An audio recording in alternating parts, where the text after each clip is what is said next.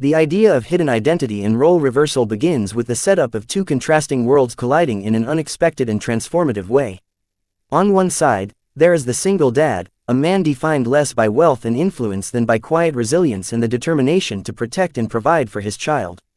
His life is woven from the fabric of routine struggles, long hours at a modest job, bills that seem to multiply overnight, and the constant balancing act of giving his child both stability and affection when resources are tight.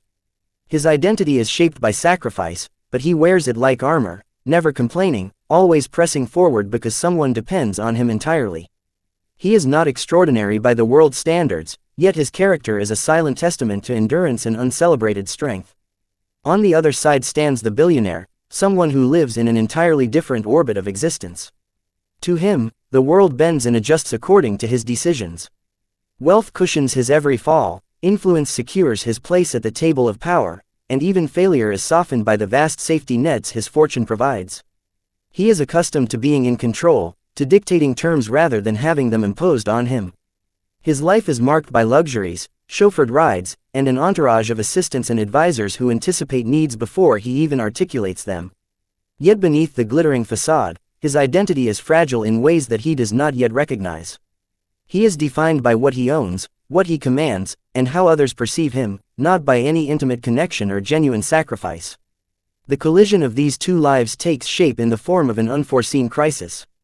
A late-night accident, a malfunction in machinery, or even an unexpected natural disaster creates the perfect backdrop for the billionaire's vulnerability to be laid bare. In that moment, stripped of all the comforts and protective walls that normally surround him, the billionaire is nothing more than a man in peril. His life, which has been built on calculated control, suddenly hangs on chance. This is where the single dad steps in, not because of wealth, recognition, or obligation, but because his instinct is to help, to protect, to act without hesitation when another life is at stake. The rescue itself symbolizes the reversal of roles. Ordinarily, one might expect the billionaire to be the savior, swooping in with money, resources, and power to uplift someone struggling. Yet here the dynamic is inverted. The man who owns little but courage becomes the savior of the man who owns everything but, in that moment, is helpless. The act is not one of calculated heroism but of natural humanity. The single dad does not stop to consider the man's value in monetary terms, he sees a human life in danger and responds with all the urgency of someone who understands what it means to fight for survival. When the danger has passed, the billionaire finds himself grappling with an uncomfortable truth. He has been saved not by a bodyguard, not by an associate, not by someone within his circle of privilege, but by an ordinary man whose name and story he does not know. For a billionaire, whose life is curated and controlled, this intrusion of raw reality unsettles him deeply. It is the first crack in the illusion of invulnerability that wealth had built around him. In those first interactions, his curiosity is tinged with disbelief. He cannot understand why someone would risk themselves without reward, without calculating the benefit. The single dad, for his part, does not linger in the moment as though it grants him leverage. He does not seek compensation or recognition. To him, saving a life was as instinctive as breathing, as necessary as ensuring his child eats dinner. He is already preoccupied with returning to the responsibilities that never leave his shoulders, making sure his child gets to school on time, figuring out how to stretch groceries for another week, preparing for another shift at work. To him, the rescue was a moment, not a transformation of identity. But to the billionaire, the act plants a seed of curiosity that will grow into something much larger. As the billionaire learns who his rescuer is, the reversal becomes clearer and more disorienting. The man who saved his life lives in conditions the billionaire has never known: a cramped apartment, an aging car that breaks down at inconvenient times, second-hand clothes patched carefully to last longer. He sees firsthand how a father balances exhaustion with tenderness, working late shifts yet still finding the energy to read bedtime stories or prepare a modest breakfast before dawn. To the billionaire, who has always measured success in terms of acquisition and expansion, the realization dawns that this man, who by all accounts should be considered powerless, embodies a strength and richness of character he has never known. The hidden identity within this role reversal is twofold. On the surface, the billionaire never expected his rescuer to be an ordinary man carrying the weight of fatherhood and financial hardship. In his world, value is usually measured in visible power. But beneath that lies the deeper revelation. The single dad's true identity is not defined by his financial state, but by the depth of his humanity, his capacity for sacrifice, and his quiet heroism. In contrast, the billionaire's identity, once so commanding, now feels hollow when placed against the authenticity of a man who has nothing to give but himself. What makes this reversal powerful is the subtle shift in perspective it forces. The billionaire, who has been accustomed to seeing others as part of the machinery of his wealth, employees, associates, investors, must now confront someone who expects nothing of him and yet has given him everything. He owes his life to someone who does not belong in his world, and that debt cannot be settled with a check or a charitable gesture. It demands something deeper: recognition, humility, and perhaps even transformation. The relationship that follows is shaped by this imbalance. The billionaire tries, at first, to reassert his identity in the only way he knows, through offers of financial reward, opportunities, or influence. But the single dad does not accept these easily. His pride, his independence, and his awareness of what truly matters create a resistance to being bought. For him, wealth cannot replace the small moments of life that give meaning to his struggles. The billionaire, frustrated but fascinated, begins to observe more closely. He sees how love can thrive in scarcity, how dignity can survive hardship, how a man with little material wealth can still walk with a kind of quiet richness that money cannot buy. The hidden identity thus emerges in layers. At first, it is the surprise of discovering that the rescuer is an ordinary single father. Then it evolves into the recognition that ordinary does not mean insignificant, but rather conceals extraordinary qualities hidden from the eyes of a world obsessed with wealth.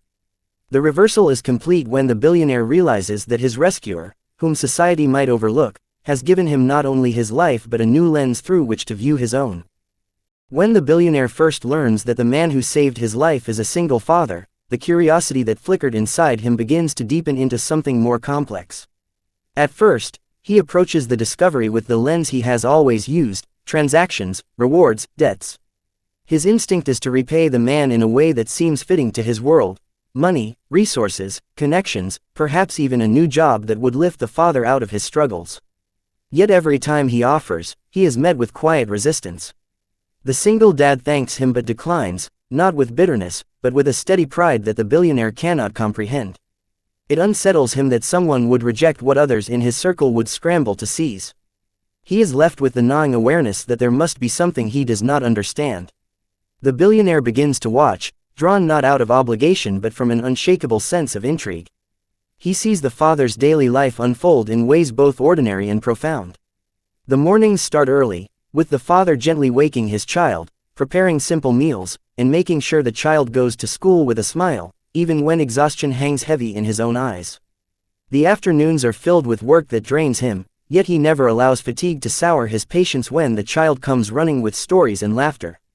Evenings bring a kind of quiet tenderness, the father reading from a worn book, listening with full attention, as though no outside world existed beyond that moment. These rituals, so small and repetitive, strike the billionaire with an unfamiliar weight.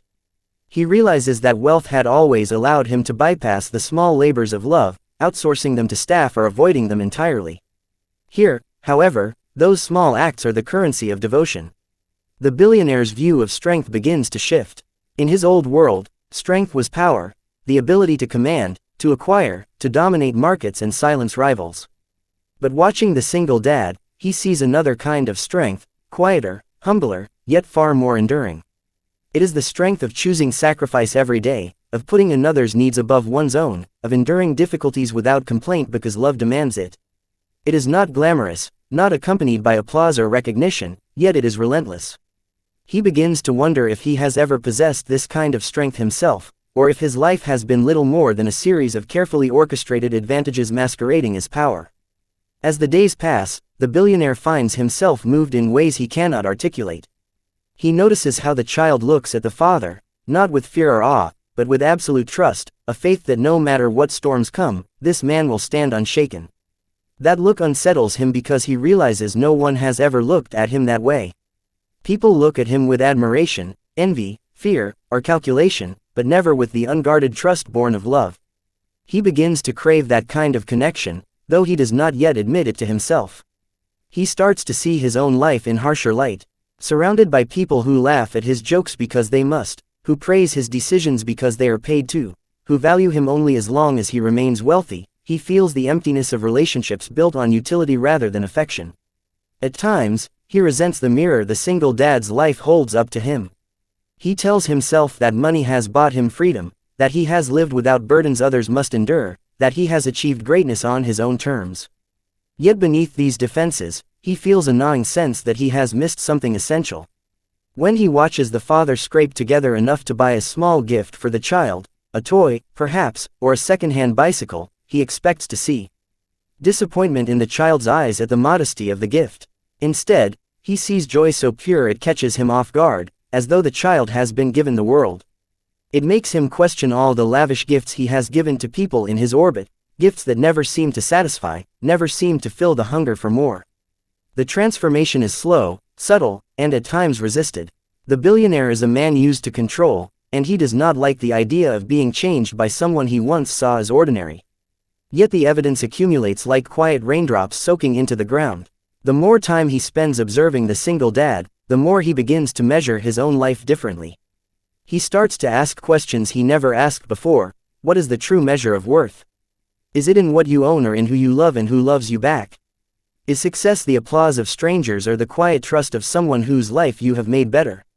These questions haunt him, refusing to be silenced. There comes a moment when the billionaire tries to test what he has learned. He arranges an afternoon with the child, thinking that perhaps he can buy affection with the kind of extravagance he has always relied on. He takes them to a grand estate, fills the day with expensive entertainments, and gifts the child with toys beyond imagination. But at the end of it all, he notices that the child's joy fades quickly, the laughter hollow. It is only when the single dad kneels, ties a shoelace, and shares a simple joke that the child's laughter rings true again. The billionaire feels both humbled and ashamed, realizing that connection cannot be manufactured by wealth, only earned through presence and genuine care. Slowly, his interactions with the single dad shift from offers of help to questions of understanding. He begins to ask about life, about hardship, about how one keeps going when everything seems too heavy. The father answers not with grand speeches but with simple truths, that love is enough to endure exhaustion, that responsibility can be both burden and blessing, that happiness does not come from abundance but from the moments one chooses to treasure. These words, plain and unpolished, cut deeper into the billionaire's soul than any lecture from a consultant or any book on leadership he has read. As he reflects, the billionaire realizes that the true rescue was not one-sided.